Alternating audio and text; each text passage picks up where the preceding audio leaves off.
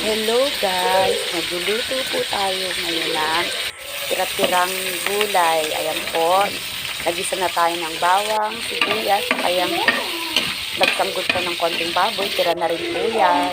Ayan po, inilagay na natin ang sayote, carrot. Tira po yan nung nakarang araw kasi po nagluto ako ng lomi gisado. Kaya po, i-recycle natin. Alam nyo guys, huwag niyo pong hahayaang mabulok yung mga gulay natin tira-tira sa mga nakaraang na ingredients sa paggamit natin sa pagluluto, i-recycle po natin yan. Baka mahal ng bilihin ngayon. Yan, nilagyan natin ng konting tubig, tapos pinakuluan lang ng konti. Ayan po, nilagyan na ng pork cube, oyster sauce, konti lang po yan kasi tira-tira lang din po yan, kaya dadagdagan na lang ng toyo. Wag po natin i-overcook yung ating gulay. Ayan po, kain po tayo.